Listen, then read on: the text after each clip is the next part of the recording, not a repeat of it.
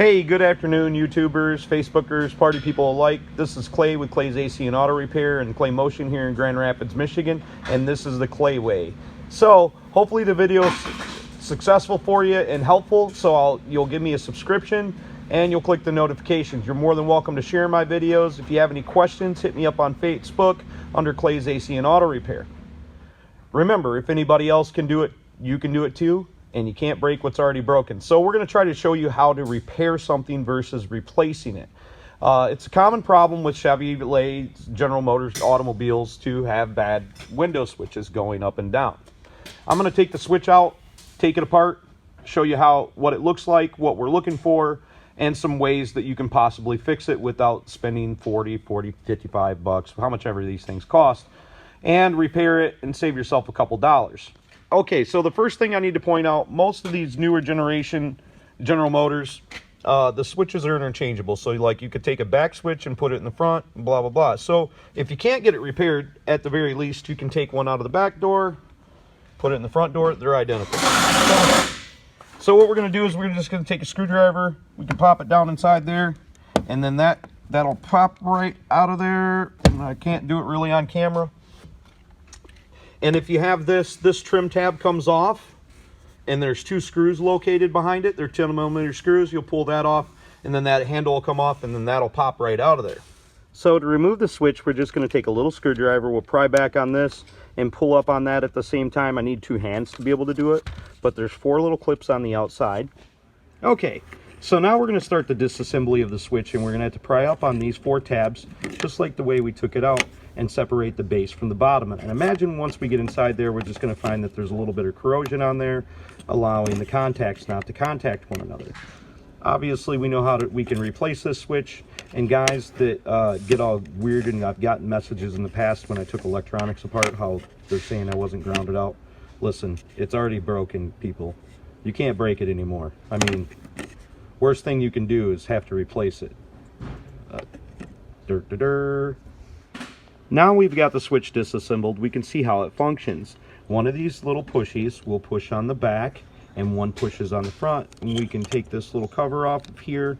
And there's not a whole lot we can do inside here, with the exception of cleaning up these tabs. We can also look at this and see if it's worn down. We could possibly maybe put like a little piece of glue on there, something hard, or maybe a piece of tape, to give it a little bit more oomph when it's pushing down on this micro switch. Now, on the opposite side of the little rubber piece, we see that there's little contacts. And what the contacts do is when they're pushed, they bridge these 2 parts and make them one. So what I'm assuming is happening is the metal isn't contacting this metal correctly. So not putting tape in there is probably a good idea, because we need these metal contacts to actually contact that. But you could make sure that if you're gonna put some tape in there to give it a little bit more squishy power, you do it on the opposite side of this, which will be fine because this is a rubber isolator.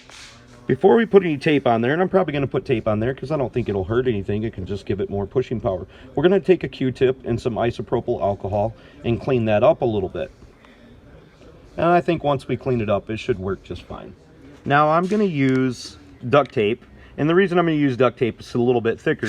You got to remember, all we're trying to do is just add a little bit more thickness and a little bit more so this has a little bit more pressure to it. We want to make sure the little plungers are working the way that they're supposed to. Over the years, they've probably worn out and aren't pressing down quite as hard as they did originally. Now we're going to reassemble the switch and put it in and see if it works, which I'm pretty confident that it will. Okay. After closer examination, it actually wasn't that these were bad. That's what I'd found in the past, and if you've been working on cars for years, you kind of just assume certain things. But anyways, that's still very good information, so I left it in the video. If you look down here, I scraped away a little bit of the board. You see that copper's not contacting that copper. So what we're gonna do is, we've got some conductive tape right here. We're actually gonna fill in that piece. Now, of course, you could solder it. Couldn't find my soldering iron, looked for an hour this morning, didn't find it anywhere. So we're not going to solder it today. And anyways, I don't want to bridge over between them 2 parts for that one circuit. But I'm absolutely certain when we fix that, the switch will be fixed, and it actually costs us nothing. If you picked up some tape, or if you had some solder, you could go to the hardware store and it'll be out about $8 for a solder gun and some solder. So we're going to use this tape, put it on there, and I'm sure it'll work. Okay, so when you put your tape on there, make sure that it does not, try to get in there and do this, it does not contact any of this solder here, there, or there. So in my situation, I could have trimmed it back a little bit. I think I will before I put it back together. But this is some pretty sweet stuff, folks, so hopefully you find it enjoyable. Not everybody on the interwebs is doing the same old thing by changing tires and showing you how to do it. Clay's showing you how to do it the clay way, the cheap way. God bless you. Have a great day. Okay, so now we have our switch replaced and repaired. Back in there, it's working strong. That's great. You guys did a great job. I can't guarantee this will work for you guys, but it surely worked for me. God bless you guys. Please subscribe, click the notifications, share my videos with folks. Let my videos play if you want to give me a couple extra cents for helping you out. If you want to reach out to me, hit me up on Clay's AC and Auto Repair on the Facebook. Remember, don't be the next to them, be the first to you, and if anybody else can fix it, you can too.